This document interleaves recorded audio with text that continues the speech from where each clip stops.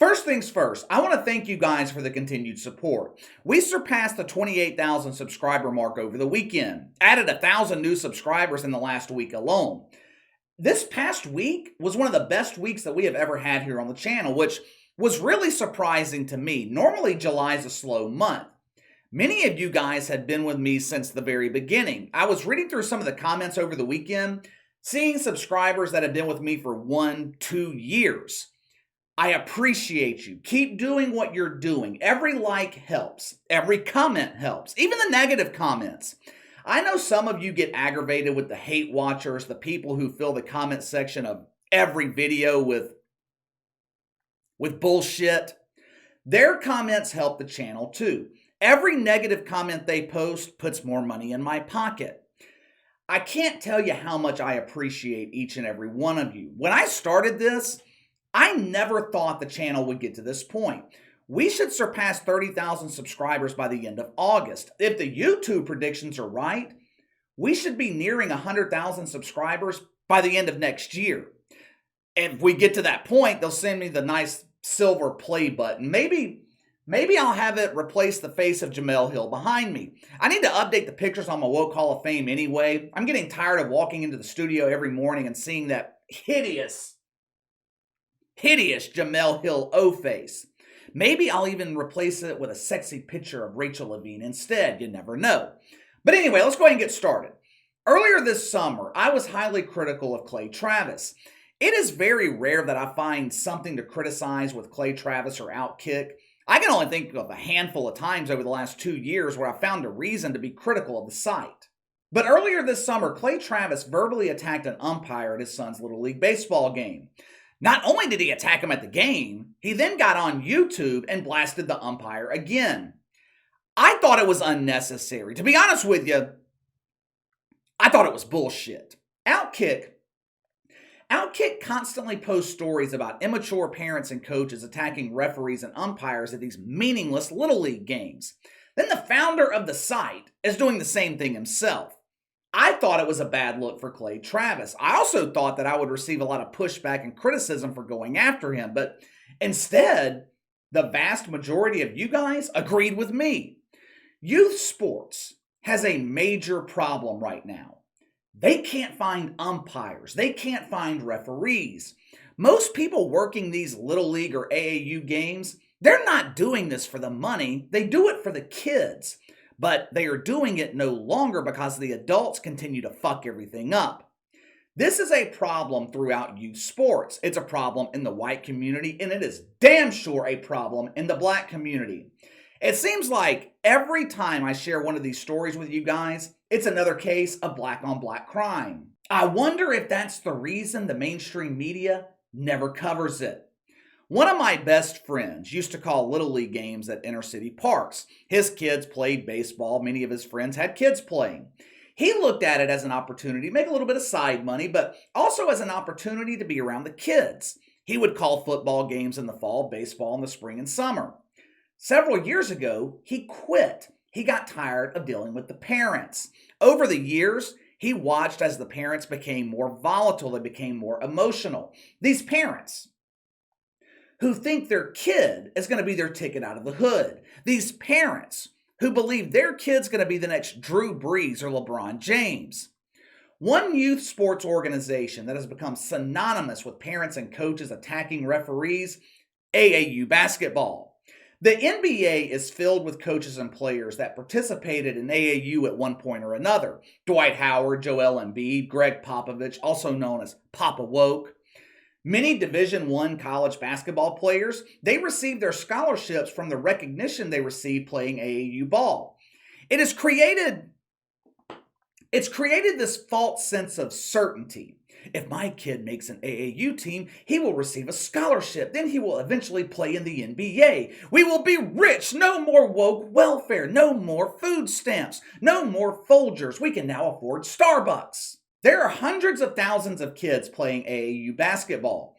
You know how many of those kids receive scholarships every year to D1 schools? About 2,000. Of those 2,000 kids, know how many will eventually make it to the NBA? 2. Your kid has a better chance of becoming the next president than he has at making an NBA roster. Unless, of course, little Bobby decides to become Becky. If that happens, they will roll out the red carpet for him or her. They'll give him a spot in the WNBA, where he will be the first WNBA player to ever dunk a basketball. These parents waste thousands of dollars traveling to AAU tournaments every weekend, hoping their kid will achieve the dream of the parents. They become emotionally attached to that dream. They become invested. Nothing will get in the way, except, of course, reality.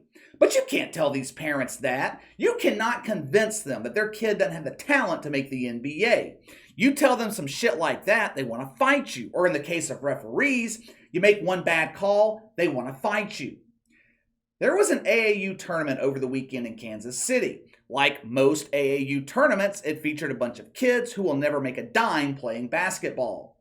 Something happened during the game. I think the ref gave the coach a technical foul, but one of the coaches are parents. They get in the face of the official. The referee actually throws the first punch. You already know what happens next. The same thing that always happens when cowards see easy prey. Watch for yourself. Yeah! Yeah! Yeah! Yeah! Yeah! Yeah! Yeah! Yeah! Oh! Hey! Hey! Oh! Oh! Oh! Hey! Yeah!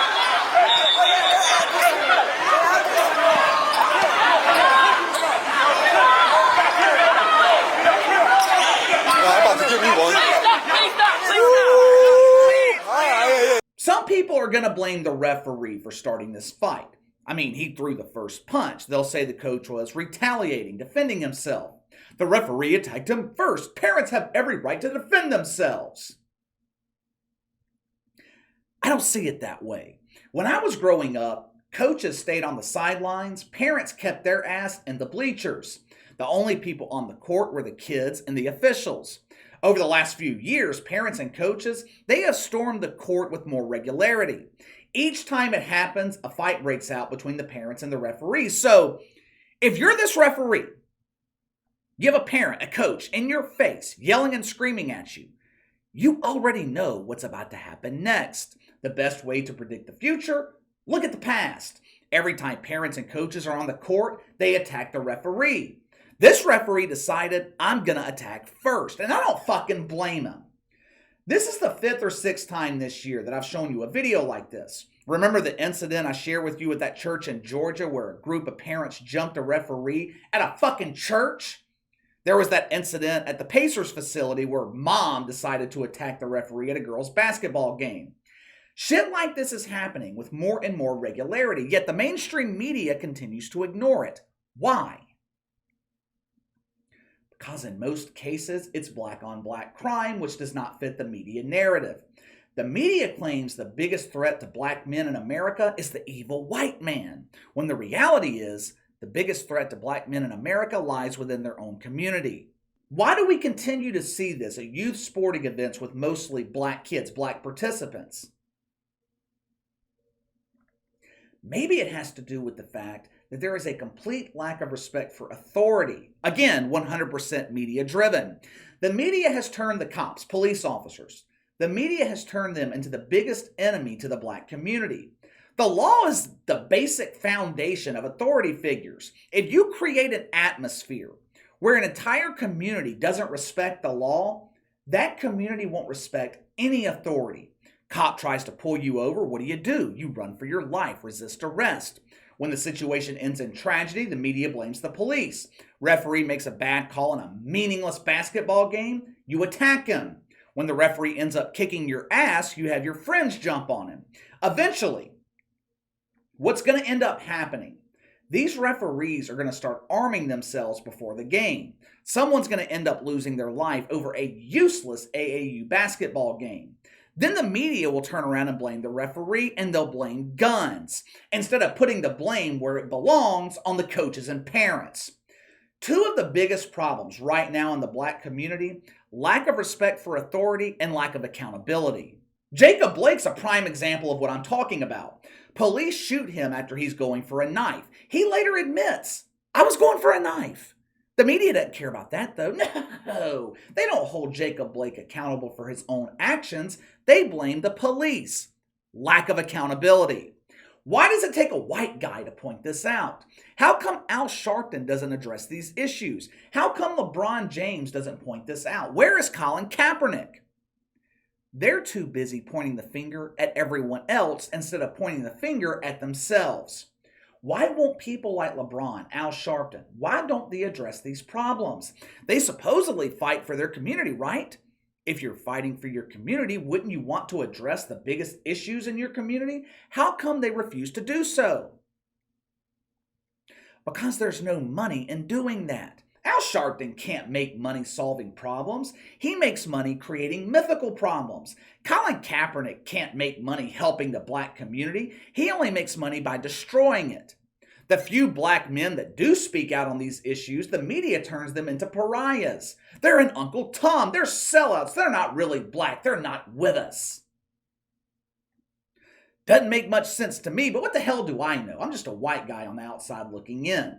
Let me know what you think. Another fight at an AAU basketball game. This time, the physical part of the altercation started by the referee. Do you blame him or do you blame the coach and parents? Sound off in the comments below. Make sure to like and subscribe. Click the notification bell to receive all notifications from the channel. Best way to contact me is by email at btlkc84@gmail.com, KC_BTL84 on Twitter.